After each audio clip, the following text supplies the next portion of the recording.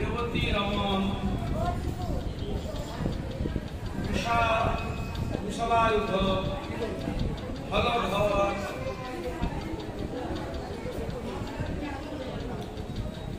ভগবান শ্রী বলদেব প্রভু ইত্যাদি নাম রয়েছে। যেহেতু আজকে শ্রী বলদেব প্রভু শুভ আবির্ভাব তিথি এবং বলদেব পূর্ণিমা এবং রাখি বন্ধন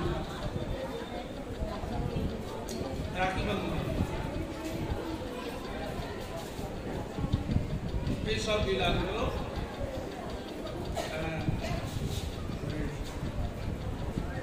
যেহেতু রাখি বন্ধন এই বিষয়ে আলোচনা করছি না, কারণ আমার সময় অল্প। প্রত্যেকের তার লীলা রয়েছে, সময় হলে বন্ধুরা আসবে। বলদেব প্রভু আবির্ভাব তিথি এবং অন্যান্য কিছু কথা প্রসঙ্গ এবং আজকের শেষ দিন।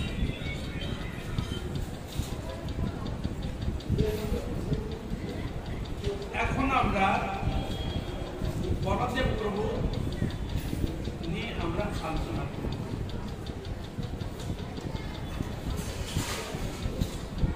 তাকে নমস্কার করেছেন, নমস্তে তু হলগ্রাম।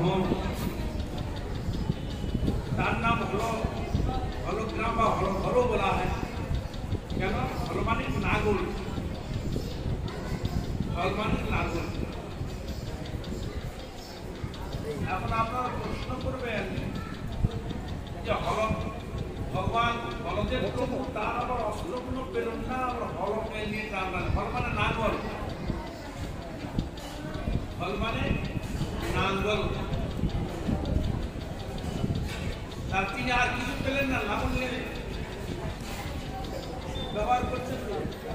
আবার কি এই লাঙলের উদ্দেশ্য হচ্ছে এই, ভগবান শ্রী কৃষ্ণচন্দ্র জীবকে বিশেষভাবে কৃপা করার জন্য তিনি দ্বিতীয় মূর্তি ধারণ করেছিলেন। ভগবান শ্রীকৃষ্ণের দ্বিতীয় মূর্তি হচ্ছেন ভগবান বলদেব, দ্বিতীয় মূর্তি। এ দেহকে নিয়ে তিনি সৃষ্টি রচনা করেছেন। তাই এই ভগবান আবার মূল সংকর্ষণ রূপে বিরাজমান। তাই শিল রূপ গোস্বামী পাদ বর্ণন দিচ্ছেন, সংকর্ষণ কারণ সাই গর্বত সাই চ পয়াতি সাই শেষস্ব সংসার কলা সনিত্বা নন্দাক্ষরাম শরণম মমাস। নিত্যানন্দ ভিন্ন, বলদেব অভিন্ন নিত্যানন্দ। তাহলে 5টি রূপ ধারণ করেছেন ভগবান বলদেব প্রভু। সংকর্ষণ, কারণ সাই মহাবিষ্ণু, ক্ষীরাব্দি সাই মহাবিষ্ণু, আর কারণ সাই মহাবিষ্ণু। তাহলে 3 বলদেব, 4 আর শেষ হচ্ছে অনন্তদেব। এই হলো তার 5, আর বলদেব তিনি গেল 6। এই 6টা রূপে তিনি বিরাজমান। সংকর্ষণ 3টি বিষ্ণু, কারণ সাই বিষ্ণু, সাই বিষ্ণু, কারণ সাই মহাবিষ্ণু। কটা হলো? 3, আর সংকর্ষণকে নিয়ে 4। শেষ মানে অনন্তদেব। তার কটা হলো? 5টা, আর বলদেব। হরে কৃষ্ণ। ভগবান তিনি এই 6টা রূপে ভগবান শ্রী গোবিন্দের আসন, ভূষণ, ছত্র, পাদুকা, যজ্ঞসূত্র ইত্যাদি অনন্ত রূপে ভগবান এই যে সিংহাসনকে সাক্ষাৎ বলদেব। বুঝা গেল? আসন ভূষণ যে ভগবানকে যা কিছু দেওয়া হয়, ভগবান যে বিরাজ করেন অনন্ত শয্যাকে বলদেব শেষ রূপে ভগবান। তার এখানে ভগবান তিনি তার নিজ দেহ যে বলদেব প্রভু, যে বলদেব থেকে সংকর্ষণ ইত্যাদি 3 নাম প্রতিভাত হয়েছে জগতে। এখন তিনি তার একদম হলোগ্রাম বা হলধর বলা হয়। কেন না, ভগবান তো সৃষ্টি করবে, সৃষ্টি করতে গেলে তো জীব নানা রকম অসৎ কাজ, নানা রকম পাপে লিপ্ত হবে। হরে কৃষ্ণ। নানা রকম দোষে দুষ্ট হবে। হরে কৃষ্ণ। খেয়াল খুশি মতো চলবে, স্বেচ্ছার ভাবে চলবে, শাস্ত্র উপদেশ আদি দিলেও নিবে না, সহজে গ্রহণ করবে না। তাদেরকে মঙ্গল কি করে করবে? কে মঙ্গল করবে? কিরকম তাদের এরকম হৃদয়ে কে চাষ করবে? হৃদয় ক্ষেত্রকে কে চাষ করবে? হরে কৃষ্ণ। তাই মূল গুরু রূপে বলদেব প্রভু, তাই তিনি হাতে নাঙল নেই। নাঙলের কাজ কি? যারা চাষ করে তারা চাষ করার জন্য কিসের প্রয়োজন? নাঙল। এখন তো অথবা গরু চাষ করতে পারো, মানুষের নিজেরা আহার জোগাড় করতে পারছে না, গরু কি চাষ করবে? বলদ দিয়ে আর কি চাষ করবে? তাই যেগুলো 200-500 বা 1000-2000 টাকা দিলে তো কয়েকদিন পর অনায়াসে চাষ হয়ে যাচ্ছে। হ্যাঁ, আর সারা বছর গরুগুলো লাগছে না, কিছুই লাগছে না, ওই সময় টাকা দিলে ঝামেলা চলে যাচ্ছে। হরে কৃষ্ণ। এখন হয়ে গেছে অতি উন্নত মেশিন হয়ে গেছে, হ্যান্ড পাওয়ার টিলার এখন বেরিয়ে গেছে। 30,000, 40,000, 50,000, লাখ বেরিয়ে গেছে। 50-45টা অ্যারেঞ্জমেন্ট দিয়ে আপনি কাজ করতে পারবেন, এমন বেরিয়ে গেছে। বুঝা গেল? কিন্তু ক্ষেত্রকে চাষ কে করবে? কার মাধ্যমে চাষ হবে? এর নাঙল দিয়ে চাষটা কেন হয় না? ক্ষেত্র যদি আমাদের বীজ বুনতে হয়, আগে মাটি চাষ করতে হবে, ঘাস আগাছাকে তুলতে হবে, ঘাস আগে চিনতে হবে। প্রথমে নাঙল, যেটাকে দেখে পঞ্জিকায় লেখা আছে হলক প্রবাহ লেখা আছে, যে পঞ্জিকা কি লেখা আছে? হলক প্রবাহ, কবে আপনি মানে চাষ দিবেন মাটিতে। হ্যাঁ, তার পঞ্জিকায় লেখা আছে, নামটা হচ্ছে হলক প্রবাহ। আমি চাষ দিব বা মাটি প্রথম তুলবেন। হ্যাঁ, তা মাটি যখন তুলছে তাহলে ঘাসগুলো কি হবে? উল্টে যাচ্ছে। উল্টে ঘাস কি হবে? রোদ্রে পড়ে ধীরে ধীরে মরে যাবে, দুর্বল হয়ে যাবে। এবার ভালো করে আবার চাষ দিল, 2-3টা চাষ দিলাম, দিয়ে এবার আগাছাগুলো ভালো করে পরিষ্কার করে দিল, পরিষ্কার করে দিয়ে তারপর বীজ বুনতে হবে। কেন? যদি আগাছাকে যদি পরিষ্কার যদি না করা যায়, বীজ লাগিয়ে দিলে ওই ঘাস তার উপরে ঘাড়ে থেকে সে বড় হয়ে যাবে, বীজ নষ্ট হয়ে যাবে। বুঝা গেল? হরে কৃষ্ণ। তাই স্বয়ং বলদেব প্রভু তিনি এইরকম কামনা বাসনা হৃদয়ের আগাছাকে পরিষ্কার করার জন্য হৃদয়ে তিনি চাষ। হ্যাঁ, চাষটা কে করবে? শিষ্যের হৃদয় ক্ষেত্রকে কে চাষ দেয়? গুরু মন্ত্র দ্বারা। তার গুরু এখানে কাজ করছে, তো শিষ্যের হৃদয়কে নির্মল করছে কৃষ্ণ মন্ত্র দ্বারা। তারা ইনে হাত করে নাগল করে জীব হৃদয়ের ক্ষেত্রকে নাগল করে চাষ করে কামনা বাসনা না আগাছাকে উৎখাত করে কি দিবে? কৃষ্ণ প্রেম বীজ। হরে কৃষ্ণ। কৃষ্ণ প্রেম রূপ বীজ রোপণ করবে বা লাগাবে। লাগিয়ে দিয়ে কি করবে? গঠন করতে হবে, তো তুলবে কি দিয়ে? কৃষ্ণ নাম রূপ, কীর্তন রূপ জল। বুঝা গেল?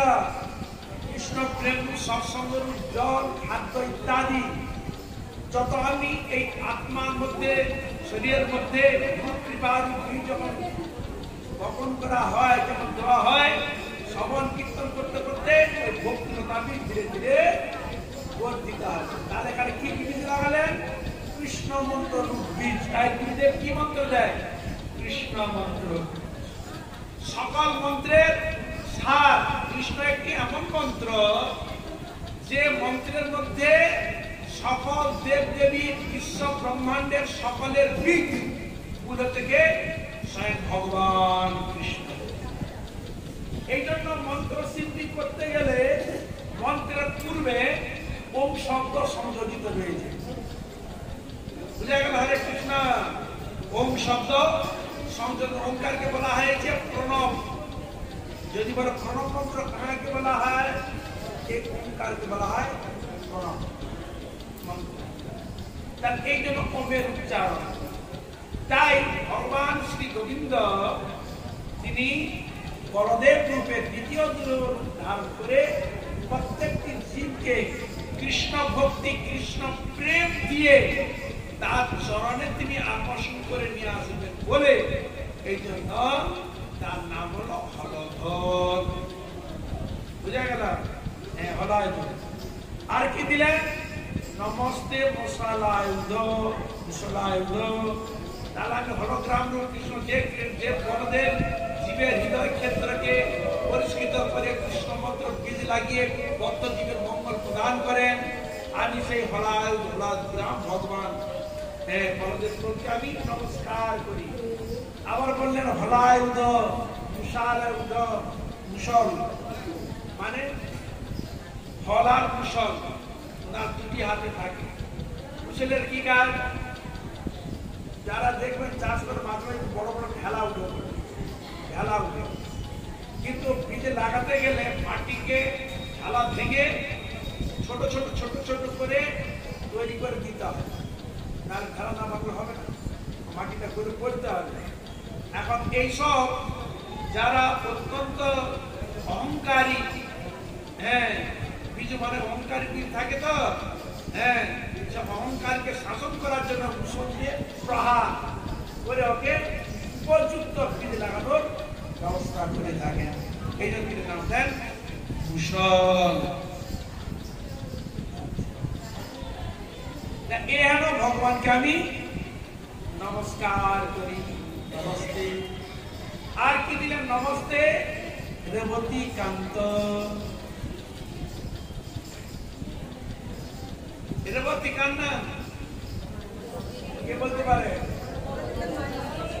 হ্যাঁ,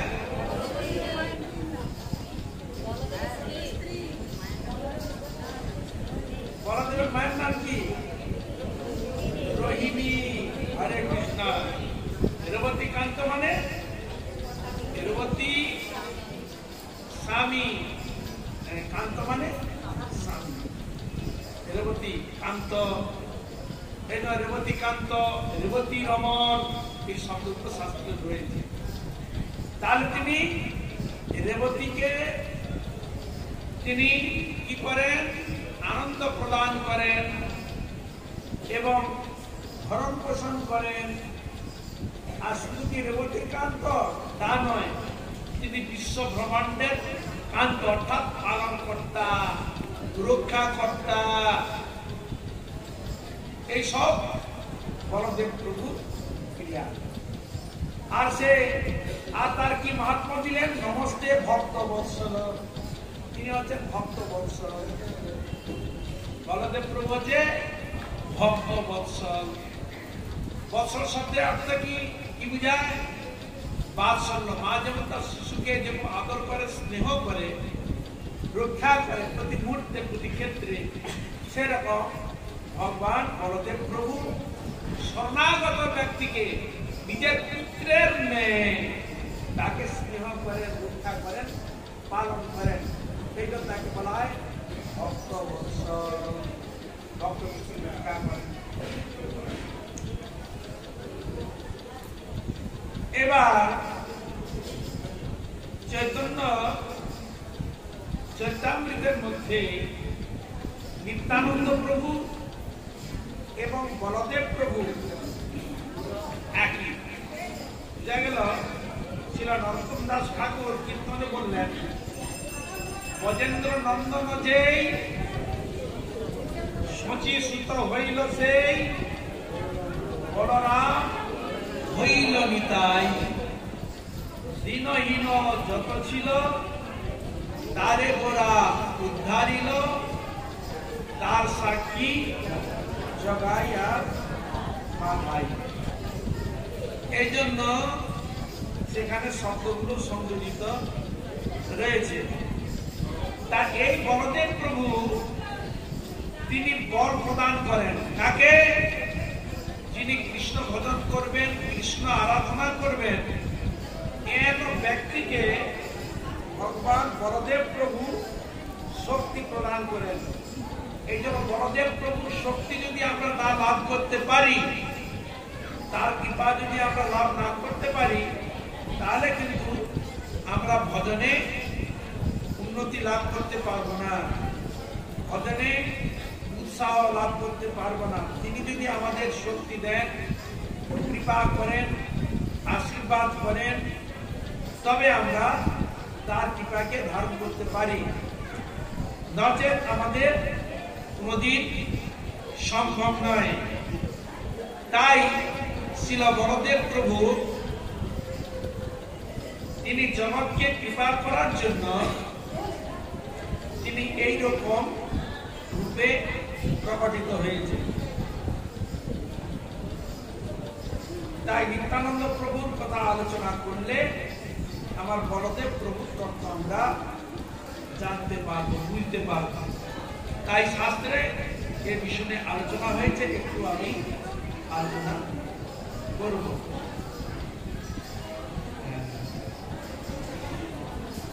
বন্দে অনন্ত অদ্ভুত ঐশ্বর্যম শ্রী নিত্যানন্দম ঈশ্বরম যদি ছয়া তৎস্বরূপম অজ্ঞানাপি নিপতে।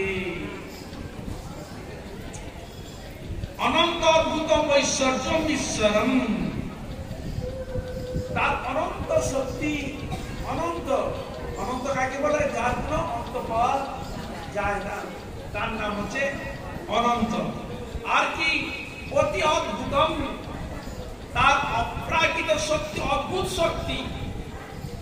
সে বলে বিবরণ করা অসম্ভব, অদ্ভুত ক্ষমতা। তিনি কে? ঐশ্বর্য সম্পন্ন, ঐশ্বর্য সম্পন্ন। যত প্রকার ঐশ্বর্য, সকল ঐশ্বর্য তার চরণতলে লুঠিত হচ্ছে। যত প্রকার মুক্তি রয়েছে সব তার চরণে লুণ্ঠিত হচ্ছে। নিত্যানন্দম বন্দে। এইরকম ঈশ্বর অনন্ত অদ্ভুত ঐশ্বর্য সম্পূর্ণ সেই নিত্যানন্দ প্রভু বা বলদেব প্রভুকে আমি নমস্কার করি। নিত্যানন্দম বন্দে বা বলদেব বন্দে, আমি নিত্যানন্দ প্রভু বা বলদেব প্রভুকে আমি বন্দনা করি। এই বন্দন শব্দের অর্থ, বন্দনা মানে নমস্কার, নমস্কার করা বা বন্দনা করা। বন্দনা বলতে কি বোঝায়? স্তুতি সহকারে, বুঝা গেল? বন্দনটা হচ্ছে স্তুতি সহকারে, এটাকে বলে বন্দনা। আর নমস্কার হাত জোড়ো করে নিজের মন প্রাণ সবকিছু ভগবানের চরণে সমর্পণ করা। বুঝা গেল? হরে কৃষ্ণ। এই হলো নমস্কার। আর বন্দনা আছে ভগবানের স্তুতি করতে করতে ভগবানের পুনঃ মহিমার বন্দনা। যদি যার কৃপা পেলে, যার কৃপা লাভ করলে অজ্ঞানপি তৎস্বরূপম নিরূপতে, যিনি অজ্ঞ ব্যক্তি, যার কোনো জ্ঞান কম্য কিছু নেই, তিনি যদি আমার নিত্যানন্দ প্রভু বা বলদেব প্রভুর চরণে কায় কোনো বাক্যে নিজেকে যদি সমর্পণ করেন, তাহলে তিনি অজ্ঞ থাকলেও তিনি তার সব কিছু তত্ত্ব নিরূপণ করতে পারেন। তাই তিনি গুরু তত্ত্ব, তাই গুরু বন্দনা করতে গিয়ে সেখানে বন্দনা করছেন। কং করোতি বাচারম পঙ্গুম লঙ্ঘয়তে গিরিম ইয়াৎকৃপাতমং বন্দে পরমানন্দমাধবম নিত্যানন্দম বলদেবম ইত্যাদি শব্দ স্বজন সংযুক্ত রয়েছে। গিরিমান পর্বত অতিক্রম করার ক্ষমতা রাখে। এক খরাও যদি হয়ে যায়, অপারপর্য হয়ে যায়, ভগবান যদি তাকে কৃপা করে, গিরির পুরো কিরকম গিরি ভগবানের কৃপায় শুধু এই যে আপনার নাম শুনেছেন এভারেস্ট, 3 নগরে করেছে না? এভারেস্ট 28,000 কত ফুট উচ্চতা, সব থেকে উচ্চ শৃঙ্গ, থেকে উচ্চ শৃঙ্গ হয় না। আর এখানে যে বলা হয়েছে গিরি লঙ্ঘন করবে, তার মানে এভারেস্ট থেকে আরো কোটি গুণে কিছু হয়, আবার বড়দের প্রভু নিত্যানন্দ প্রভু যদি কৃপা হয় তাকে অতিক্রম করতে বুঝা গেল। আরে কি না তোমরা তো শুনেছেন উচ্চ শৃঙ্গ এটা, কিন্তু এর প্রভুর এমন কৃপা যদি হয় এরকম কোটি কোটি উচ্চ শৃঙ্গ হলেও তাকে অতিক্রম করে উঠার ক্ষমতা রাখে। বিদায় গৌর আমাদের তার কৃপা যে সীমা পরিধি বলা শাস্ত্র বর্ণন করছেন ভগবান কিন্তু বৃহৎ বৃহৎ তাপ চক্র। কত বড় বৃহৎ কি বলবে, বলবে সমুদ্র। সমুদ্র কত বড় কিনারা খুঁজে পাওয়া যায় বলছে না। পৃথিবীতে যত সমুদ্র আছে সব সমুদ্রকে যদি একসঙ্গে পরিবার জড়িয়ে দেওয়া যায় তাই ভগবানের সীমাকে বর্ণনা করা যায়। তার এর থেকে বেশি সীমাহীন কোনটা হতে পারে? কোনটা? আকাশ, যাকে আর কিছু না, তার পরিধি খুঁজে পাবে তো সমুদ্রের পরিধি খুঁজে পাওয়া যায়। এখান থেকে চললে একদিন তার শেষ মাথা গিয়ে ফেকবে, কিন্তু আকাশ তার কোথায় শেষ খুঁজে পাবে। তাই শাস্ত্র বললেন তুমি যদি আকাশের সঙ্গে ভগবানের ইটাকে যদি তুমি করতে পারো তাও সমান করা যাবে। মানে কোন উপমাই তার সঙ্গে লাগবে না। হরে কৃষ্ণ। সীমাহীন এরকম কোটি কোটি মহাসূত্র যদি সংযুক্ত করা যায় তবু তার বৃহতের ইটাকে ভেবে নিতে পারবে। হরে কৃষ্ণ বললেন হরে কৃষ্ণ। এত বৃহৎ, এত গভীরত্ব আরো বিচার দিচ্ছেন। তুমি যদি বিচার করো ক্ষুদ্র, কত ক্ষুদ্র হতে পারে বলে ক্ষুদ্র হইতে ক্ষুদ্রতর ক্ষুদ্রতম তিনি হতে পারে। তার থেকে বৃহৎ কেউ হতে পারে না, তার থেকে অতি ক্ষুদ্র কেউ হতে পারে। উদাহরণস্বরূপ হরে কৃষ্ণ আমাদের হৃদয়ের মধ্যে আত্মা রয়েছে তো কি, কিন্তু আমরা দূরবীন দিয়ে বা কোন চোখের বহু পাড়া দিয়ে এমন প্রাণী আছে যাকে আমরা কিন্তু দেখতে পাই।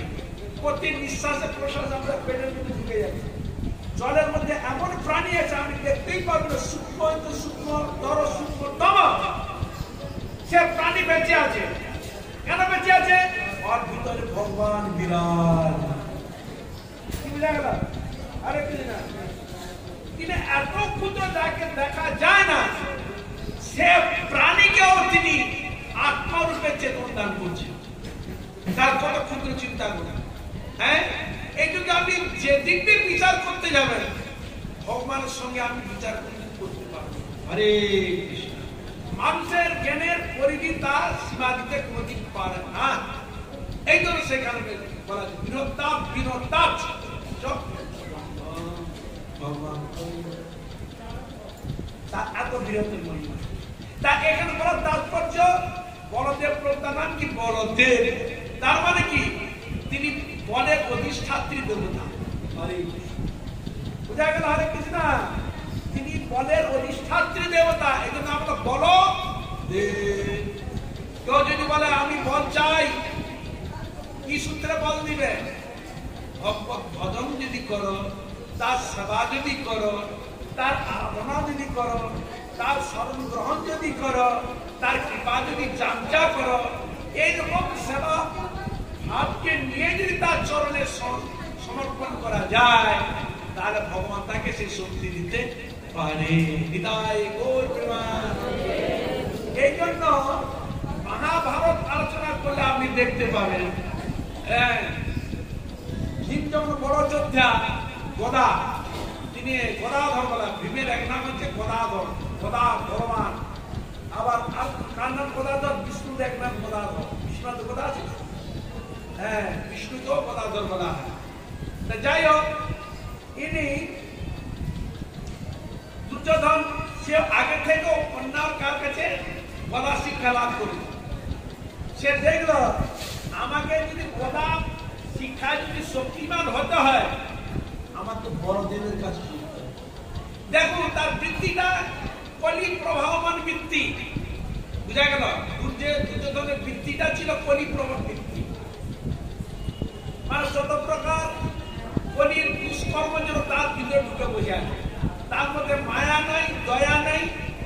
নাই, প্রীতি নাই, ভালোবাসার জন্য কিছুই নাই, একটি কাঠখোট্টা শরীর একটা, মানে নিজের স্বার্থ ছাড়া কিছু বুঝে না।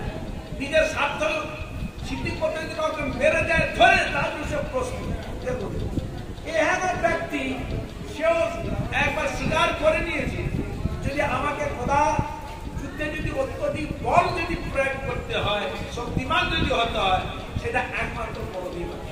তাই তিনি বলদেবকে গুরু রূপে শিক্ষা রূপে তার কাছে শিক্ষা লাভ করেন। তাই গৌর বুঝা গেল হরে কৃষ্ণ। তাই তিনি এরকম প্রবৃত্তি ব্যক্তি যদি বুঝতে পারে বলদেব কৃপা না হলে, তার সাহায্য না পেলে আমরা বুঝতে পারি না। হ্যাঁ, তাহলে আমরা তার কৃপা না পেলে আমরা সাধারণত অগ্রসর হবো কি করে? হ্যাঁ, এই জন্য ভগবান তিনি কৃপা করে দেখে দুটি কৃপা আমাদের সংযোজন করছে। একদিকে পূর্ণিমা রূপে ভগবান রাধা গোবিন্দ ঝুলায়মান, আর দিয়ে বলদেব প্রভু আবির্ভাব তিনি যেন আমাদের বল প্রয়োগ করে কৃষ্ণ ভজনে অগ্রসর করবার জন্য এই যে ঝুলন যাত্রা কদিন হলো, যে রাধা গোবিন্দের চরণে এইটাই নিবেদন, যে জন্ম জন্মান্তর তার চরণ হৈতিক ভক্তি এইসব লীলায় যেন আমরা তার সেবায় যেন নিযুক্ত হতে পারি। তাই বলদেবের কাছে প্রার্থনা করতে, হে বলদেব, হে কৃপা করো, দয়া করো, আমাদের প্রতি শুভদৃষ্টি প্রদান করুন। আমরা যেন জন্মান্তরে যত আপনার কৃপাকে লাভ করে যেন রাধা গোবিন্দের সেবায় যেন নিজেকে নিযুক্ত করতে পারি। তাই এই তিথিকে বলবান হইতে বলবান রূপে প্রকাশ করবার জন্য স্বয়ং বলদেব প্রভুর শুভ আবির্ভাব বিদায়। এই জন্য তাকে বলছেন, এবারে কেন বর্ণনা দিচ্ছেন, সর্বাবতারী কৃষ্ণ স্বয়ং ভগবান, তাহার দ্বিতীয় দেহ শ্রী বলরাম।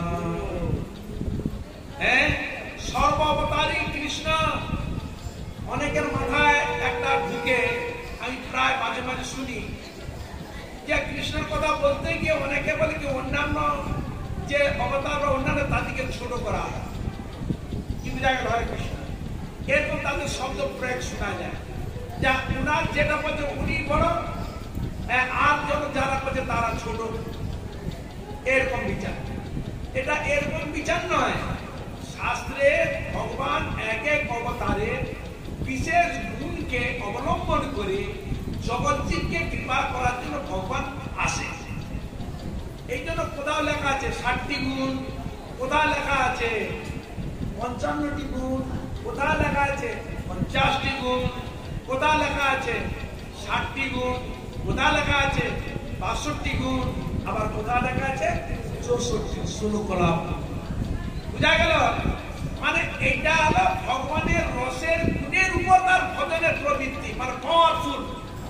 যে ওষুধ মানে হোমিওপ্যাথি ঠিক আছে, নামটাই হোমিওপ্যাথি, কিন্তু যদি আপনি ডোজ বিচার করেন, কি ডোজ আছে কিনা, 100 পাওয়ার, 200 পাওয়ার, 500 পাওয়ার, 1000 পাওয়ার, লাখ পাওয়ার, 2 লাখ, 3 লাখ, কি নাম তো ওষুধ হোমিওপ্যাথি, কিন্তু তার বিচার কি হচ্ছে ডোজ। বিদায় গৌর প্রেম। এই জন্য যারা অনেক সময় বলে এদের বছর বড় আসল ছোট ওরা করে দেয়, এটা বিচারটা সম্পূর্ণ ভুল। তাহলে এই যে হোমিওপ্যাথি বললাম, নামটা তো হোমিওপ্যাথি, কিন্তু যখন তুমি বিচার করে দেখবে ডোজটা কি, তুমি বলবে তোমার ডোজ দরকার 200, তুমি যে 1 লাখ ডোজ খেয়ে বলো, যে বিচার না করে হিসাবটা খেয়ে পড়বে তো। তা এই জন্য ভগবান শ্রীকৃষ্ণের ভজনের বৈশিষ্ট্যকে প্রকাশ করা হয়েছে তার বিশেষ গুণ মহিমার দ্বারা। বিদায় গৌর প্রেম। বুঝা গেল? এই হলো শাস্ত্রীয় বিচার। যারা এরকম বলে যে আমার ছোট বড় এরাই করে, আমি তাদের জন্য এইটাই নিবেদন করব, আপনারা বিশেষভাবে এই গুণ নিয়ে আলোচনা করুন। ভগবান পূর্ণ আসতে পারে, কিন্তু তিনি এই রূপে এই লীলা করেন।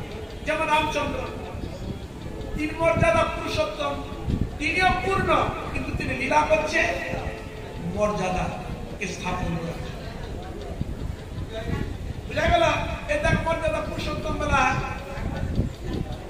ভগবান কৃষ্ণকে কি বলা হয়? লীলা পুরুষোত্তম। বুঝা গেল? হরে কৃষ্ণ।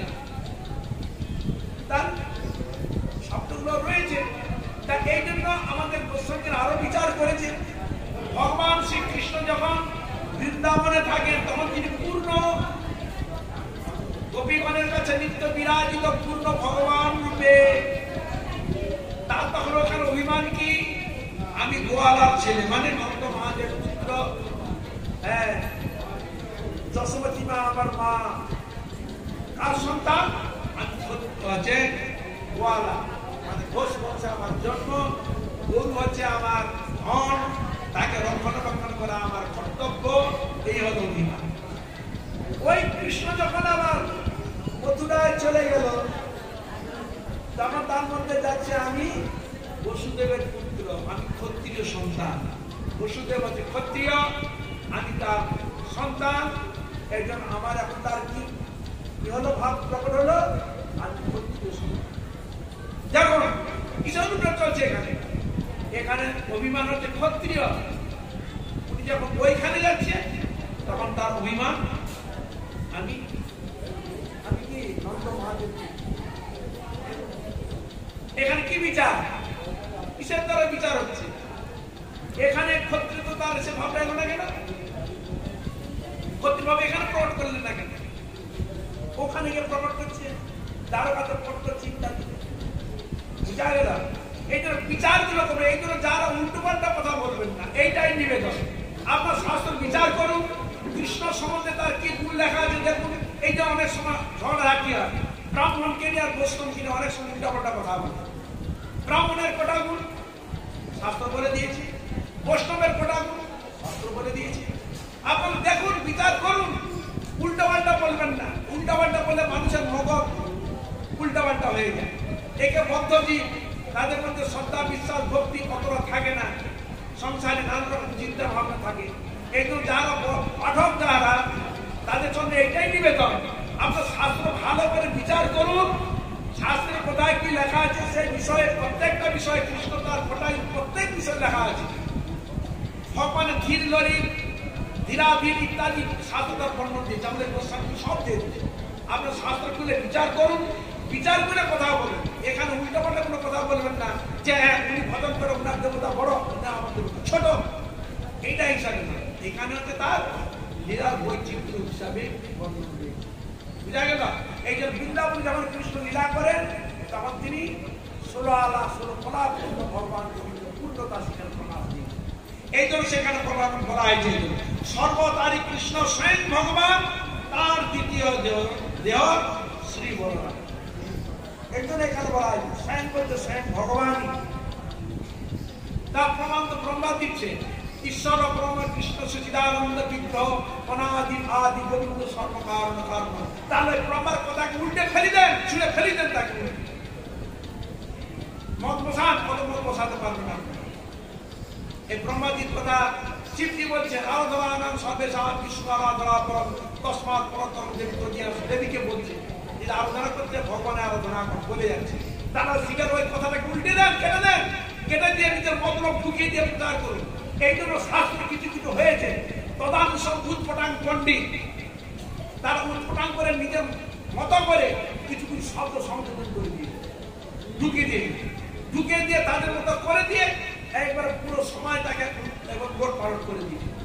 মনে আছে মান পূজা প্রতিষ্ঠা পাওয়ার জন্য আমি যদি উল্টো পাঠ করে দিতে পারি আমার নাম হবে, কিন্তু অনেক সময় কিছু উৎপটাং ব্যাখ্যা করা অনেক সময় কত ঝড় উঠে গেল, কত কি প্রশ্ন ঝড় উঠে গেল, বুঝছে কিনা? এই জন্য আপনারা বিচার করুন, শাস্ত্র দেখুন, বিচার করে কথা বলুন। অনেকে একটু ভাববার মানে ভগবান পূর্ণ সবাই আসে, তাকে আবার বলছে ভগবান আবার অপূর্ণ হয় নাকি, পূর্ণই আসে। আর এটা তার গুণ বিচার, এখানে তাকে ছোট করা হচ্ছে, এটা তার গুণ। এই গুণের তিনি এসে এই লীলা প্রদর্শন করেছেন। এই এখানে কোনো কাউকে ছোট বড় ভগবানের দরুন ছোট বড় করবে কেন? মৎস্য কুর্ম বরাহ নৃসিংহ আদি সব তো ভগবানের রূপ, তাকে কি সে হিসাব করছে না? সেখানে ওখানে লেখা আছে লীলাবতার, গুণাবতার, মন্বন্তর অবতার, সত্তাবেশ অবতার, যুগাবতার, লীলা অবতার বর্ণন করা হয়েছে শাস্ত্রে। এই জন্য যারা এইসব লীলা যে 6 প্রকার যে লীলার অবতারের কথা বর্ণন রয়েছে, আপনার শাস্ত্র ভালো করে বিচার করুন, বিচার করে তার উপরে আপনার টিপ্পণী করা যাবে। ওইগুলো বিচার না করে উল্টো পাল্টা কথা বলবেন, এটা কিন্তু বিজ্ঞ সেটা মেনে নিবে না। এই জন্য এটাই নিবেদন, প্রত্যেকটা জিনিস এইসব লীলাবতার গুণাবতার, কেন তাকে লীলাবতার বলা হয়, কেন কেউ তাতে একটাই তো অবতার হতো, এখানে গুণাবতার বললেন কেন, লীলার অবতার বললেন কেন, সপ্তাহেশ অবতার বললেন কেন? বলুন প্রশ্ন, একটাই অবতার বলেই তো হয়ে যেত। তারপর গুণাবতার বলছে কেন, লীলাবতার বলছেন কেন, সপ্তাহেশ অবতার বলছেন কেন, যুগাবতার বলছেন কেন, মন্বন্তর অবতার বলছেন কেন? বিচার করুন আপনার। উল্টো পাল্টা করে সব কথাগুলো মানুষের মনকে এই করার জন্য এক শ্রেণী আছে, এরকম পাঠক আছে, পুষ্পটাং পাঠক। এই জন্য বিচার করবেন আপনার প্রত্যেকটা জিনিস, বিচার করুন, শাস্ত্র দেখুন, শাস্ত্র যেগুলো আছে আপনি বিচার করুন, দেখুন, দেখে আলোচনা করুন, তার ভালো হয়। নিজেদের মধ্যে সনাতনীদের মধ্যে নিজেদের মধ্যে লড়াই করে লাগিয়ে দিচ্ছে কিসের জন্য? এক শ্রেণী আছে এরকম উৎপরাগ আছে জগতে বিশৃঙ্খল করার জন্য এরকম ব্যাখ্যা করবেন না। নিবেদন একটি চরণ, যা বলবেন দেখে বলুন, ঠিক আছে। এই তো তার দ্বিতীয় দেহ শ্রী বলরাম। বলরাম হচ্ছে ভগবান শ্রীকৃষ্ণের দ্বিতীয় দেহ। একই স্বরূপ দোহে ভিন্ন মাত্র কায়, শাস্ত্র বলছে একই দেহ দুটি ভিন্ন রূপ, বলদেব প্রভু আর কৃষ্ণ রূপ দুটো, দেহ একটি রূপ। আদ্য কায় বহ কৃষ্ণ লীলার সহায়, সেই কৃষ্ণ নবদ্বীপে শ্রীকৃষ্ণ চৈতন্য চন্দ্র, সেই বলরাম সঙ্গে নিত্যানন্দ। তাহলে এখানে কি বললেন? সেই বলরাম সঙ্গে নিত্যানন্দ, তার সেই বলরাম তিনি এলেন। এই বলদেব প্রভুর তার লীলা বৈচিত্র্য আলোচনা করলে খুব আনন্দদায়ক। লীলার মধ্যে দেখায় তার বল সম্বন্ধে আপনারা জানতে পারবেন। দুর্যোধন তার কন্যাকে বিবাহ করতে চেয়েছিল, হরে কৃষ্ণ, এখন তাকে আটকিয়ে রেখে দিয়েছে। তখন চিন্তা করলো, মানে বিবাহ দিতে চাচ্ছেন, কৃষ্ণের ওই বংশের সঙ্গে বিবাহ দিতে চাচ্ছেন, অন্য কাউকে বিবাহ। এখন বড়দেব প্রভু চিন্তা করলেন নিজের মধ্যে ঝামেলা এরকম হয়, মিটিং নিলেই তো সমস্যা চলে যায়। আচ্ছা দেখা যাক, বুঝিয়ে শুয়ে যদি বলা যায়। যাচ্ছেন কেন না, সেখানে নিশ্চয় অনুমোদন করবে দুর্যোধন। কেন? দুর্যোধন হচ্ছে গুরু, হচ্ছে কথা শিক্ষার গুরুকে বলদেব। তাই তিনি বলদেব প্রভু কৃষ্ণ বলছে, কৃষ্ণ তুমি এখন চিন্তা করো না, আমি যাচ্ছি, এত সমাধান করা যায়, আমি যাচ্ছি, তোমরা তো চিন্তান্বিত হয়ে না, আমি যাচ্ছি। তাই বলদেব প্রভু তিনি রথে চড়ে উপস্থিত হয়ে যায়। আর ওইখানে যখন এসেছে উল্টো পাল্টা বলদেব প্রভু সমস্ত চিন্তা বলে, শোনো, আমি যেটা বলছি শুনো, তোমার ভালো হবে, তোমার মঙ্গল হবে, কারণ আমরা কোনদিকে কম নই, তুমি আমাদের কথা মেনে নাও, তা তোমার ভালো হবে, বুঝলেন? তখন উনি গুরুদেবের কথা না, এবার কি বোঝা গেল? শিষ্য যখন গুরুর কথাকে উল্লঙ্ঘন করে, বোঝা গেল তার গুরুচরণটা অপরাধ হয়ে যায়। হরে কৃষ্ণ, তার তুমি কথা শুনবে না, ঠিক তো? বড়দের প্রমুখান্দিত হয়েছিল না গো, আমি তোমার এই হস্তিনাপুরকে আমি লাঙ্গলে তুলে আমি সমুদ্রে ফেলে দিয়া, সমুদ্রে ছুঁড়ে ফেলে দিব। তাই এরকম খান থেকে লাঙ্গলটা নিয়ে ভূমিতে একটা কম মেরে টান দিয়ে দিচ্ছে, যে টান দিয়ে দিচ্ছে একদিকে তুলে পড়ে যায়। এরকম হয়ে গেছে, বুঝা গেল? এরকম নিচু হয়ে গেছে। হরে কৃষ্ণ। তখন দুর্যোধন ভাবছে, আরে যদি আমি না মানি তাহলে তো ছুঁড়ে ফেলে দিবে, তাহলে ঝামেলা করে কি লাভ? হ্যাঁ, তাই তিনি বেঁধে নিলেন। বিদায় গৌর। হ্যাঁ, হরে কৃষ্ণ। বুঝতে পারছেন তো? শ্রীধাম বৃন্দাবনে ভগবান কৃষ্ণ, হ্যাঁ, তিনি আসেন বলে বলেছিলেন, তাই তিনি এলেন না। তাই বলদেব প্রভু চিন্তা করলেন, সব গোপীগণ বিরান্বিত, তারা আমিও যাই। তাই কৃষ্ণের যেমন রাসলীলা আছে, বলদেব প্রভুরও রাস আছে। তাই গৌর বিমান বুঝা গেল? বলদেব প্রভুরও রাস আছে। তাই বলদেব প্রভু তিনি শ্রীধাম বৃন্দাবনে এলেন। আর বৃন্দাবনে এসে তার সখীগণকে নিয়ে নৃত্য আদি লীলা প্রদর্শন করলেন। করতে করতে খুব পিপাসা লেগেছে, খুব পিপাসা। যেসব যারা সখীগণ নৃত্য করেছিল, তো নাচ করেছিল, তাদের এত পিপাসা পেয়ে গেছে, আর নাচতে পারছে না, কষ্ট অনুভব হচ্ছে। তখন বলে আমাদের একটু জলের ব্যবস্থা। তাই তিনি যমুনাকে বললেন, যমুনা পিপাসা পেয়েছে, তুমি একটু কাছে এসে এদের সাহায্য। উনি এলেন না। তখন বলদেব প্রভু রান্বিত, চায় তুমি আসবে না, দেখছি। এই বলে লাঙ্গলটাকে নিয়ে ওই যমুনার বুকের মধ্যে দিয়ে নামদের মধ্যে দিয়েছে। হরে কৃষ্ণ। বুঝা গেল? হরে কৃষ্ণ। এরকম করে এখনো যদি আপনি বৃন্দাবন যদি যান, দেখবেন যমুনা একদিকে হয়ে প্রবাহিত হয়ে অন্য দিয়ে বেরিয়ে চলে গেছে। কেন না, এইখানেই বলদেব প্রভু দাস করেছিলেন। হ্যাঁ, ওই সখীগণকে পিপাসা পেয়েছিল, জল চেয়েছিল, তুমি এসে সাহায্য করো। যমুনা রাজি হয় নাই, তাই তিনি ওই লাঙ্গল দিয়ে তাকে আকর্ষণ করে দিয়েছে সখীগণের জল পিপাসা দিয়ে। হরে কৃষ্ণ। হ্যাঁ, তার চিন্তা করুন, করে দেবে এরকম অনেক মহিমা। হরে কৃষ্ণ। তারপর দিবির বাঁদর, সে এসে উৎপাদ করতে আরম্ভ করলে। দিবির বাঁদর, আমরা নাম শুনছি না জানি না, দিবির বাঁদর। সে বলদেব প্রভু যা করতে যে তার উল্টো পাল্টা করে, বড় বড় গাছ নিয়ে ফেলি দেয়, বাধার সৃষ্টি করে। তাই বলদেব প্রভু কি করলেন, তিনিও গাছ পাত তুলে তিনিও তার গাল দিয়ে ফেলিয়ে।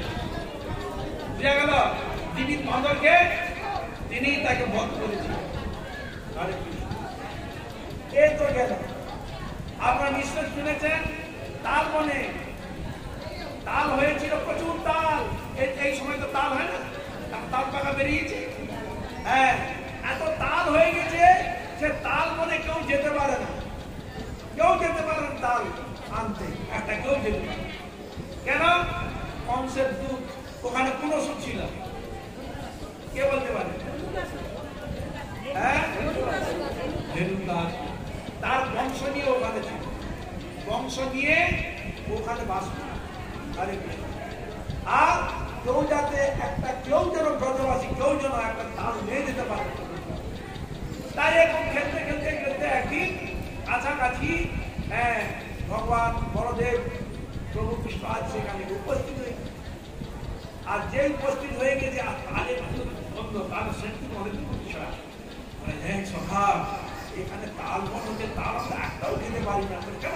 এখানে যে দুধ আছে, গরুটা শুনি ও বেটা পুরো বংশ নিয়ে পুরো বীজ সৃষ্টি করে এখানে পুরো ঘেরে রেখেছে, আমাদের খেতে দেয়, জল থেকে আসবে।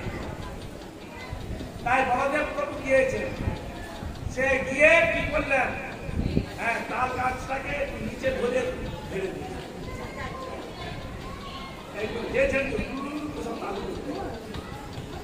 এখন আপনি বলবেন এরকম কি করে সম্ভব? ভগবানকে তুমি যদি মানুষ জ্ঞান করো তাহলে হবে না। ভগবান যখন এইসব লীলা যখন প্রদর্শন করে না, তখন তুমি জেনে নিও ভগবান তখন মনুষ্য বা লীলা করছেন না, তার দৈব শক্তির দ্বারা এখানে প্রদর্শন করছে। বুঝা গেল?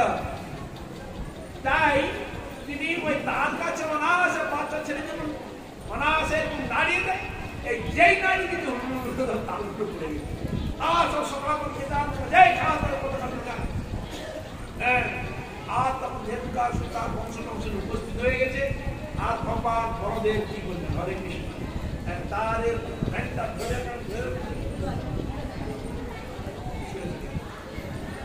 কয়েক বেলের গাছে ছুঁড়ে পড়ে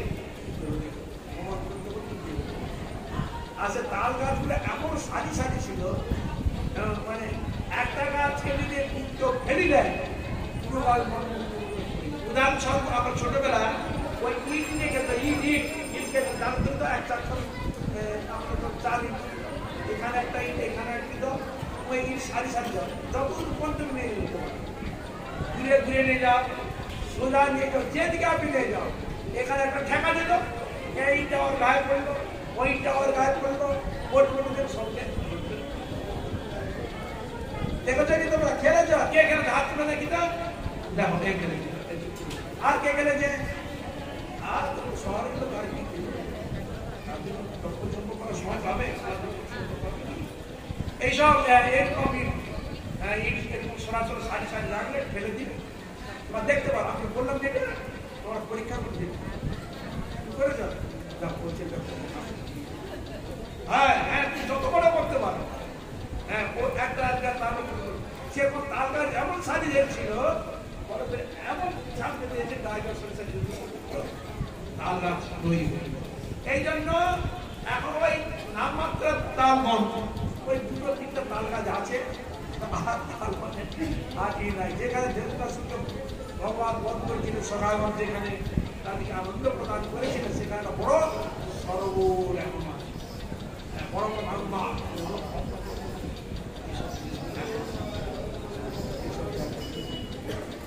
তাহলে এই হলো বড়দেব প্রভু, বুঝা গেল?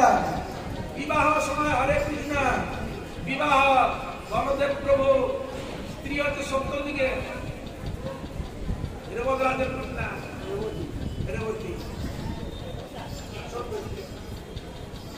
বিবাহ দেওয়ার জন্য বর পাচ্ছে না,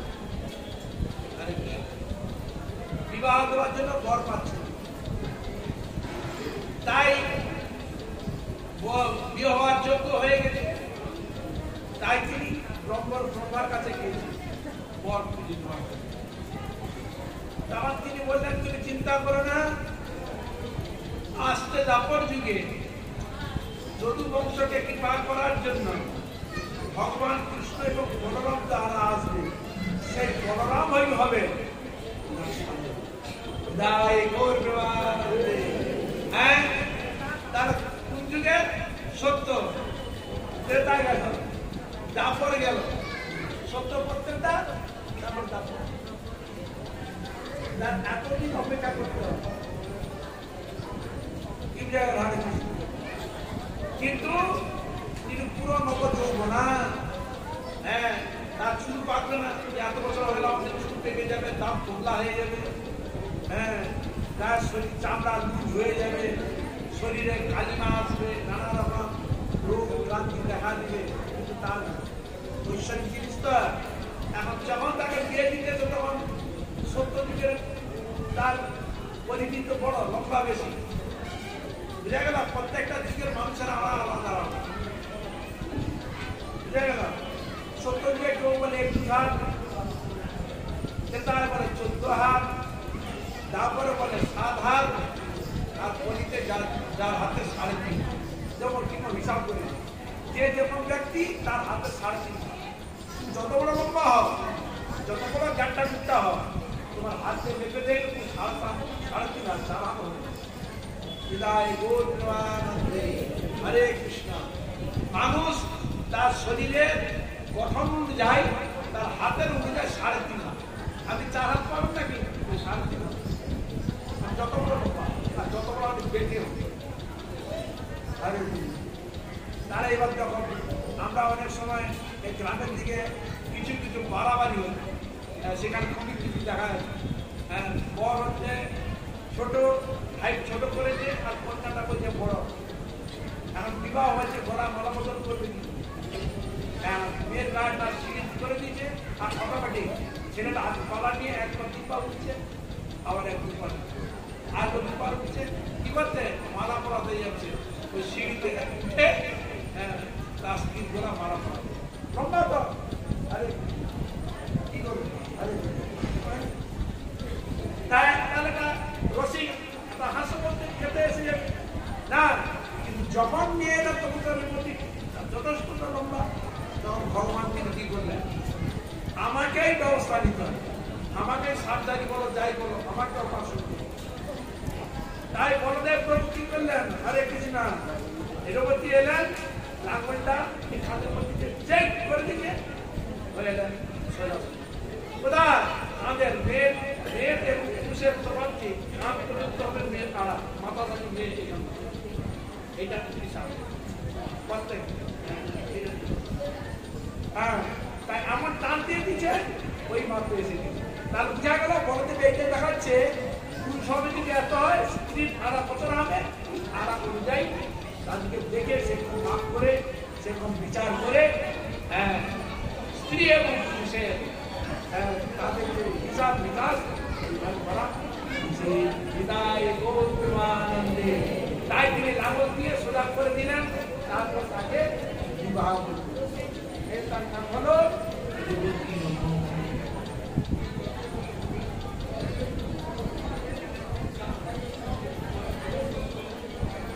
এই জন্য ভগবান বলদেব প্রভু তার এইরকম অপ্রাকৃত লীলা কিছু করে দিল। দেখুন রক্ত বলো না কিছু বলো না ঠিক হয়ে গেল। কৃষ্ণ তাই পুঁজি পূজা সব লেগে চলতো, একখান বড় ছোট ছিল তো এঁকে চলত। আর যেই মালা করে দিচ্ছে কৃষ্ণ আর বলরামকে করে দিলে দেখতে সুন্দরী, কিন্তু তার পছন্দ করতো না, কিন্তু তার শরীর তার অঙ্কটা তৈরি করতে ছিল, এই জন্য দেখতে সুস্থ। তাই ভগবান তিনি কি করলেন, হরে কৃষ্ণ ধরে এই টান দিচ্ছে এক সাহায্য বুঝে গেল। ডাক্তার দেখেছে কোনোদিন যারা পূজা খালা হয়ে গেছে সব কিছু ঠিক করে দেখতে পাবে ভগবান দৈব শক্তির সাহায্যে ভগবান তিনি অনেক কিছু লীলা এই আর ভগবান বুঝে গেল। হরে কৃষ্ণ একদিনে একদিকে গুরু রূপে এবং তার এইরকম লীলা অনেক রয়েছে, বহু লীলা রয়েছে। হ্যাঁ ভগবান বলদেব প্রভু তিনি যেন আমাদের প্রতি যেন প্রসন্ন হন, যেন কৃপা করেন, যেন তাদের চরণে ভগবানের চরণে যেন আমাদের অবৈতনিক ভক্তি আমরা লাভ করতে পারি। তাই তিনি বলরাম গোসাই মূল সংকর্ষণ পঞ্চরূপ ধরি করে কৃষ্ণের সেবন। তার এদিকে তার কি ভাব, এদিকে বলদেব প্রভু তার এই বড় হওয়ার আরেকটি কারণ, যখন রামচন্দ্র তখন তিনি বড় ভাই আর লক্ষ্মণ ছোট, রাম লক্ষ্মণ ঘর সম্পূর্ণ তার লক্ষ্মণ ছোট। হরে কৃষ্ণ তিনি ভগবান রামচন্দ্রকে সুখ প্রদান করার জন্য, সেবা শুশ্রূষা করার জন্য দিন রাত পরিশ্রম করেছেন। প্রধান সময় রাক্ষসের উৎপাদ ছিল, ওনার যে রাত্রে বিশ্রাম করতে কোথায় গাছের গোড়া কোথায় মধ্যে যে কোনো বিপদ কিছু আসতে পারে, তার সারা রাত উনি ধনু হাতে নিয়ে পাহারা দিয়েছে, সেবা করছে। মানে আগে সেবা বলে কিরকম সেবার পরিপাটি, কিরকম পরিশ্রম করতে হয়, কিরকম স্বার্থ ত্যাগ করতে হয়, কিভাবে সুখ ত্যাগ করতে হয়, তাই স্বয়ং লক্ষ্মণ কিন্তু দেখিয়েছে। বুঝা গেল। আর যাত্রী সেরকম ঘুম নাই, নিদ্রা নাই, কিছুই নাই। কত এইভাবে তিনি রামচন্দ্র সেবা প্রদান করেছেন। আবার পরবর্তীকালে যখন তিনি এলেন, তাকে আবার বনবাসে দেওয়ার জন্য হরে কৃষ্ণ নির্দেশ হল কাকে, লক্ষ্মণকে। বুঝলেন, প্রজা তার নাম সীতার নাম উল্টো পাল্টা কথা বলছে। তাই তিনি প্রজারঞ্জনের জন্য থেকে বনবাসের দেওয়ার জীবন করলেন, আবার সেটা ঘাড়ে কার ঘাড়ে তুলল? লক্ষণের। কেন? বড় ভাই যা বলবে তা করতে হবে, উল্লঙ্ঘন করা যাবে না, এটা শাস্ত্রের নীতি। তুমি যত জ্ঞানী গুণী হও, যত তোমার জ্ঞান বুদ্ধিবিদ্যা যত থাক না কেন, পারমার্থিক লাগিয়ে দেয় তাকে সেটা সম্মান দিতে হবে। এইটা যে শিষ্টাচার, তাই লক্ষণ কি করবে? আমার আদেশ মানতে হবে। তখন তার মনে করবে আমি ছোট ভাই বলে আমাকে অনেক অনেক কিছু আমি জানি, এটা ঠিক নয়, কিন্তু তথাপি রাজধর্ম করতে হচ্ছে। মানে কত করুন, চিন্তা করুন, এটা করুন একটা ব্যাপার। হ্যাঁ, এতদিন তো সেটা ওখানেই ছিল, আবার এখানে এলো, এখানেও তার এই অবস্থা, আবার তাকে এই পুত্র মানে সম্ভব অবস্থা, তার চিন্তা করতে কত বড় কষ্ট, তাকে সূর্য ঢুকে পাষাণ চাপা নিয়ে যেতে এতে প্রার্থনা করে থাকুন আমার মধ্যে এর ভিতরে বিদায় মানে এত পাষাণ চাপা জিনিস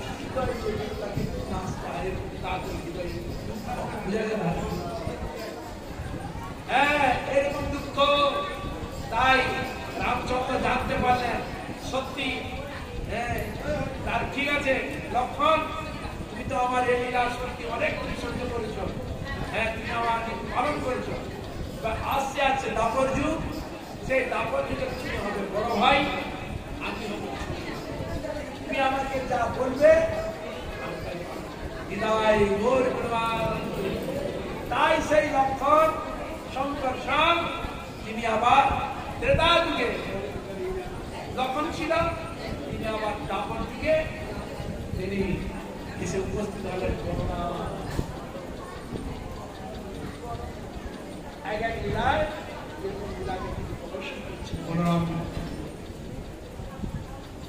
এবার বলদেব প্রভু যা বলবেন তাই কৃষ্ণ ইয়োগ করে নেন। তাই কৃষ্ণ থেকে তার অনেক কিছু সিদ্ধান্ত আছে, কৃষ্ণ বলতে পারে, কিছু লুকিয়ে রাখতে, সেটা ছলে বলে কৌশলে, হ্যাঁ মানে দাদার কাছে তার আদায় করে দিতে, এই যে কৌশলকে অবলম্বন করে কৃষ্ণ অনেক কিছু লীলা করেন। উদাহরণস্বরূপ আপনারা নিশ্চয়ই জানেন ভগবান কৃষ্ণের বোনের নাম কি?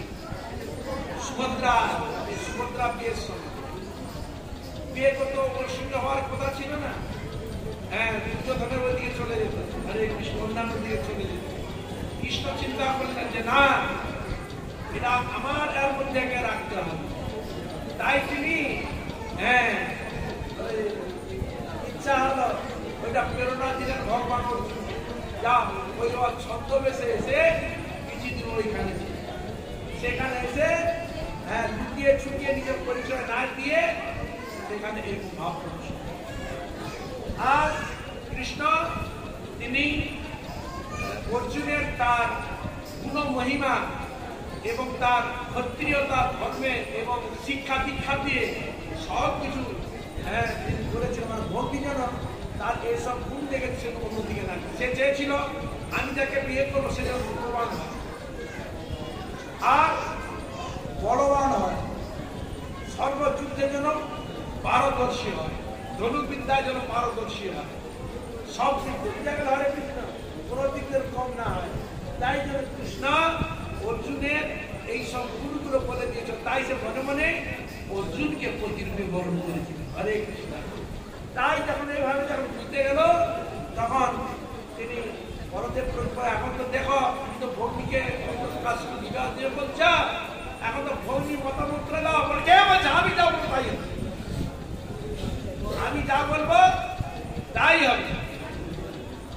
কৃষ্ণ চিন্তা নিতা ভৌমি বলছে না এটা হবে না, তা আমি কি করি? তুমি যাও না, তোমাকে এই ব্যবস্থা ধারে কিছু না। তাই কি লাগে দেখো অর্জুনকে তখন দেখো অর্জুন এই সুযোগ তুমি ছাড়বে ধারে কিছু, তার ওই সুযোগ তাকে হরণ করে যখন দেশ চলে গেল তিনি খুব প্রধান্বিত হলেন, হ্যাঁ অর্জুনকে আমি দেখে দেবো যাবো, সে একবারে পুরো আনন্দিত হয়ে তিনি যাওয়ার জন্য সচেষ্ট হলেন। কৃষ্ণ আটকে দিল, এটাকে ঠিক হবে ভক্তি যখন খেয়েছে তারপরে করে না, তখন প্রসারক করছে কৃষ্ণ, তুই সব এরকম গোপনে গোপনে সব করি। হরে কৃষ্ণ, তুমি সব গোপনে গোপনে এরকম সব করি। হ্যাঁ, বুঝতে পারছেন কৃষ্ণ আর কি করবে? হরে কৃষ্ণ সব বেড়ে বিদায় গৌর প্রেমানন্দ। বুঝা গেল? হ্যাঁ, অনেক অনেক কিছু কিছু কার্য থাকে যেগুলো কৌশলের দ্বারা, হ্যাঁ, বিভিন্ন এর দ্বারা, এই যে মানুষ দেখো না কত কৌশল অবলম্বন করে নিজের স্বার্থ সিদ্ধির জন্য বা অন্যান্য কিছু করার জন্য, এইভাবে তো দিচ্ছে না। আর অন্য কইতে আর কি নীতি অবলম্বন করলে করা যায়? এই যে সাম দাম ভেদ দ্বন্দ্ব, এই জন্য রাজের এই নীতিগুলো রাখতে হবে। সাম দাম ভেদ এক কয়েকটা স্টেপ সেখানে বর্ণিত হয়েছে। এই জন্য ভগবান কৃষ্ণ বলরাম গোসাই সংকর্ষণ পঞ্চরূপ ধরি করেন কৃষ্ণের। তাহলে তার এখানে এলেও তার কি রয়েছে ভাব না, কৃষ্ণ বড় ভাই হলেও কৃষ্ণ কৃষ্ণগত প্রাণ, যাকে যে ভালোবাসে, এই ভালোবাসার দ্বারা সে যদি কিছু আবদারও করে সেটা হয়তো উচিত নয়, উচিত পথ পেয়ে যায়। বিদায় গৌর প্রেমানন্দ। বুঝা গেল? হরে কৃষ্ণ, উচিত নয়, ভালোবাসা একটা এমন জিনিস, একটা এমন জিনিস সেটা জানে উচিত নয়, কিন্তু হয়ে যায় কিসে? ভালোবাসা।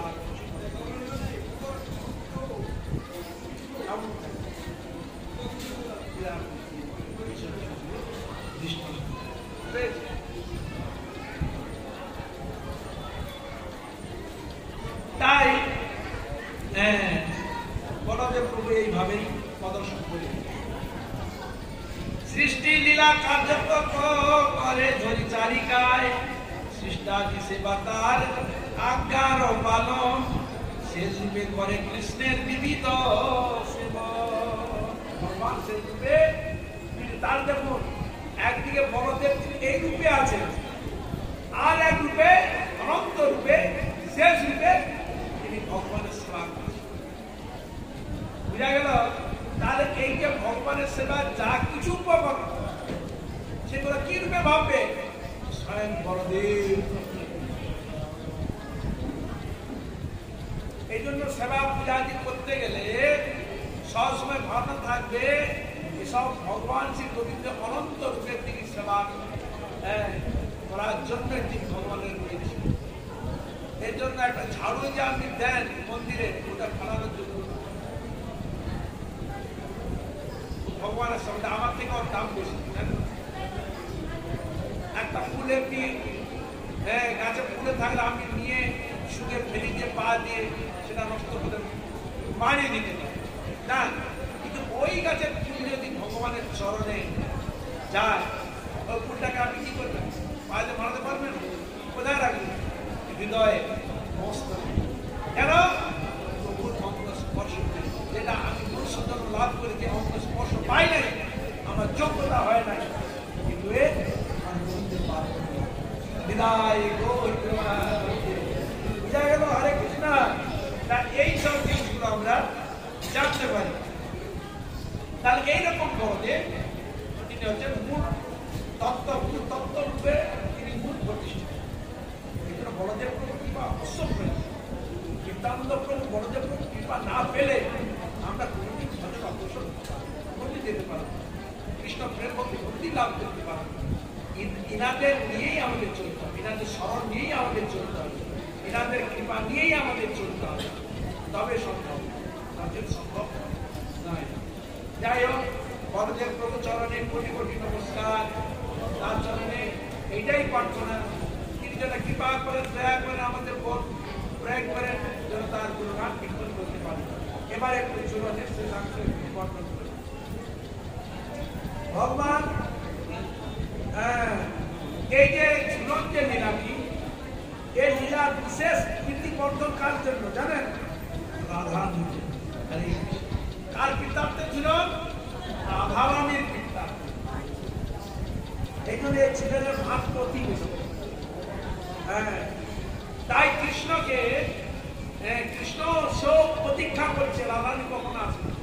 তার কেউ মনে মনে বসেছিলেন যে শ্রাবণ মাসে শ্বশুর বাড়ি থেকে নিয়ে আসবে, রাধারানীও আসবে, রাধারানীতে আমরাও মিলিত হবো, তাকে আমরা আরো আনন্দ করবো।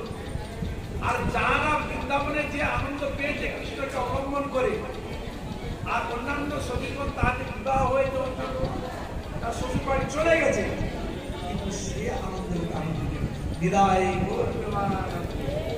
ব্রজের যে আনন্দ যারা পেয়েছে ওই অবস্থায় যেমন আপনার ছোটবেলায় লম্ব চম্পট করে খেলাধুলা করে যে আনন্দ পেয়েছে, হরে কৃষ্ণ, সে আনন্দ কি আর কোথাও পাওয়া যায়? হ্যাঁ, কেউ বাধা দিতে নাই, কিছু করতে নাই, সোজা সরল ভাবে যেখানে ইচ্ছা সেখানে খুশি গিয়েছেন, খেলাধুলা করেছেন, আনন্দ করেছেন, মজগুত করেছেন। সেই একটা ওই সময়টাই বিশেষ করে প্রত্যেকটা মনুষ্য জন্মের একটা আনন্দের একটা উপলব্ধির বিষয়। হ্যাঁ, তাই ভগবান শ্রী গোবিন্দ তিনিও এরকম প্রতীক্ষায় ছিলেন, কখন আসবে কখন তাই শ্রীরাম গিয়েছিল তো শ্রীরাম নিয়ে এসে, তাই রাধারানীকে রাধারানী যা ইচ্ছা তাকে আমরা কেউ বাধা দেব। বুঝা গেল? হরে কৃষ্ণ। এখানে আর ভগবতী নাই, ওখানে তো চটিলা কুটিলা আছে, সহসুর চোখে এক পা বেরোলে চোখ রাখবে, এই দাঁড়িয়ে চোখ রাখবে, এখানে তো চোখ নাই। শ্বশুর বাড়ি এসে গেছে, ছোটবেলা থেকে তার যেরকম ভাবে সচরাচর ভাবে সে যেরকম স্বাভাবিক ভাবে খেলাধুলা করতো, স্বাভাবিক আনন্দ করতো, সে আনন্দের মধ্যে ছিল ঝুলনি। হরে কৃষ্ণ। ছোট থেকে ঝুলাঝুলি করে, এই যে অনেক সময় বাচ্চা আমরা দেখি, অনেক সময় আমাদের পুরুষ বর্গের মধ্যে অনেক সময় দেখা গেল, মানে আমি যেমন ছোট ছিলাম আমাকে দোলা ছোটবেলা আমাকে ঝুলিয়েছিল, এখনো বুদ্ধ হয়েছে, এখন সে ওই একটা ধান্নার থেকে আর একটা ধান্না দেখে এখন এমনও আছে বাড়িতে, দেখবে এমনও বাড়িতে আছে হাজার কাজ যেখানে থাক না কেন এইসব ওই দোলা রেডি আছে, দোলা দেশে বসে এর একটা আনন্দ আলাদা। হরে কৃষ্ণ। এর আবার বললাম দোল খাওয়াটা আনন্দ আলাদা। এই জন্য তাই তাই বিশ্বভানু মহারাজ সব সুখী করলে সকলের ইচ্ছা, হ্যাঁ তাদের তোর যেটা ইচ্ছা তুই কর, তাই তারা অনেক আনন্দে সকলে সব পুরো কি করতাম। ঝোলাটা করবে কোথায়? কোন গাছে করবে? ঝুলার একটা সেরকম ব্যাপার থাকবে। হ্যাঁ, তামাল গাছ আমাদের ঝুলা করবে না, তামাল গাছে ডাল পালাগুলো একটু নোয়া, কত শক্ত বক্ত না, কিন্তু তামাল গাছটার কার প্রতীক? কৃষ্ণের প্রতীক। তামাল গাছ আছে কৃষ্ণের প্রতীক। কে বলছে? স্বয়ং রাধার বলছে, কৃষ্ণ কালো, তোমার কালো, তাই তো তোমায় ভালোবাসে। বুঝা গেল? কৃষ্ণ কালো, তোমার কাছে কালো হয়। তাই রাধারানী যখন ভাবে ভাবাবিত হয়ে যায়, কৃষ্ণ বিরান্বিত যখন হয়, তখন তোমার কাছে দেখে কৃষ্ণ বলে তাকে খালি করতে, তার কাছে দুঃখ তোমার কৃষ্ণ স্বরূপা, আর কদম্ব রাধারানী স্বরূপা। আরে বুঝা গেল? কদম্ব হচ্ছে রাধারানী স্বরূপা। তাই তোমার গাছেই হবে, কেন? রাধারানী স্বরূপ তোমার গাছ, আর তোলায় পিতৃ বিধান নিমিত্ত রয়েছেন রাধারানী। তাই রাধারানীর পিঠটাতে দেখুন, তার স্বরূপ যদি কদম্ব হয় তাহলে নিজে তার স্বরূপে আর তার প্রতি যদি ঝুলন করা যায় তাহলে রাধারানী কত আনন্দ হবে। হ্যাঁ, খুব আনন্দ সেখানে পাবেন। যে তাই সবার সঙ্গে হ্যাঁ ললিতা, বিশাখা, সোজেন সবাই এসে উপস্থিত হয়ে গেছে, সব শ্বশুরবাড়ি থেকে এসে গেছে। হ্যাঁ, তাই রাধারানীকে নিয়ে আনন্দ, সকালে আনন্দ উৎপন্ন হয়ে উঠে যাবে। তাই ঝুলন সেখানে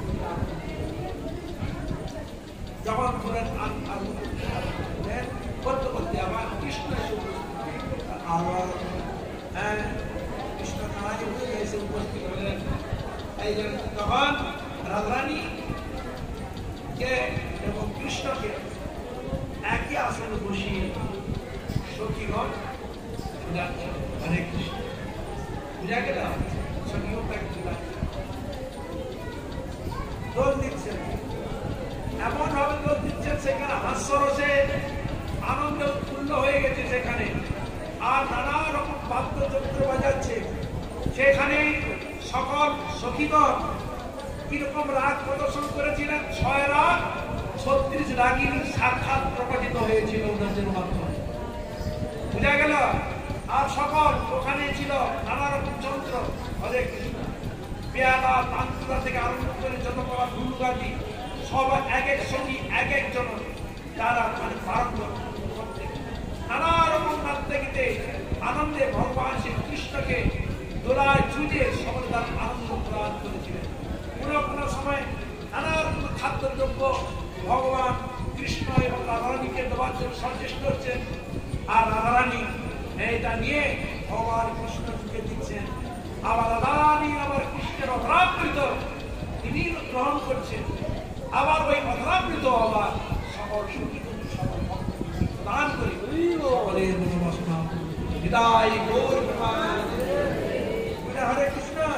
রাধারানী তিনি এমন কৃপাময় এমন দয়াময় সকলের মনোবাসনা পূর্ণ করছেন। আবার কখনো কখনো রাধারানী বলতেন, আমি তো চিনলাম এতক্ষণ, এবার অন্যান্য সখী গ্রন্থ চূড়ানোর ব্যবস্থা করে। হরে কৃষ্ণ, বুঝলেন কেন না? এইসব সখীগণ হচ্ছে কৃষ্ণের কিন্তু নিত্য প্রেয়সীরা। এদিকে এই 8 জন সখীকে রাধারানীর স্বরূপা বলা হয়, বুঝা গেল? হরে কৃষ্ণ, শ্রী রাধা স্বরূপা বলা হয়েছে 8 জন সখী। এই 8 জন সখী রাধারানীর এই 8টা বিশেষ মূর্তি স্বরূপ। এই জন্য রাধারানী এই অষ্ট সখীকে কৃষ্ণের সান্নিধ্যে বসার জন্য অনুমতি দিয়েছিলেন, যেখানে কোনো কারো মান অভিমান হয় নাই। রাধারানী কেন? এরা সব আমাদের মানে মানে রাধারানী তো ওদের আত্মা, রাধা গোবিন্দ তো ওদের আত্মা, এখানে কোন সকার অধিকার নেই। হরে কৃষ্ণ, এখানে কাদের? এদের। তাই রাধারানীকে এইভাবে কৃষ্ণকে নিয়ে রাধারানী এতদিন ওখানে কত কষ্ট ছিল, কেন একবার পুরো এর মধ্যে একটু ঘুরতে গেলে চটিলা কুলিলা সব সময় তার পিছনে ঘিরে রেখেছে। তাহলে এরকম যদি কারো সংসার হয় সে থাকতে পারে কি? তাই রাধারানী এতদিন এরকম দুঃখ ছিল, সেটা তো ওই দুঃখকে ভুলে গিয়ে পুনরায় সেই কৃষ্ণের সঙ্গে যে আনন্দ উপলব্ধি করত, সে আনন্দ রসকে উত্তোলিত ভাবে প্রকট করার জন্য, আলোড়ন সৃষ্টি করার জন্য সব সখীগণ রাধারানীকে আনন্দ দেওয়ার জন্য সে পুনরায় সেই দোল যাত্রায় তাকে ঝুলানে তুলিয়েছে। যেটা কৃষ্ণ রাধা গোবিন্দ আগে যেরকম ঝুলেছিলেন, ভগবান বিশ্বনাথ শ্বশুর যাওয়ার পূর্বে যে আনন্দ রাধারানী পেয়েছিলেন, সেই সুখকে কোটি কোণে উৎপাদিত আনন্দ প্রদান করার জন্য এই ঝুলন লীলা সখীগণ দুরাত দ্বারা কৃষ্ণ এবং রাধারানীকে আনন্দ প্রদান করেছিলেন। যা গেল এই আনন্দের দ্বারা এইটাই তিনি বুঝিয়েছিলেন, এই যে রাধা কৃষ্ণ যে ছিল, যে শ্রবণ করবে, যে কীর্তন করবে, যে চিন্তন করবে, যে তাকে কেউ যদি হৃদয় বাসনা নিয়ে তার বাড়ি যদি রাধা কৃষ্ণকে ঝুলায়, তাহলে সকলের মনোবাসনা হৃদয়। হ্যাঁ, তাই আজকে 7:30 বাজে আমি এখানে রাখি। হ্যাঁ, আপনারা কৃপা করুন, দয়া করুন। হ্যাঁ, সকল মায়েদের চরণে এবং যারা শুনছেন সকলের চরণে আমার কোটি কোটি নমস্কার। আপনার কৃপা আশীর্বাদ করছেন এইভাবে কীর্তন করে যেন আমার পাপিষ্ঠ জনকে করতে পারি। হইয়া যেন হইবে না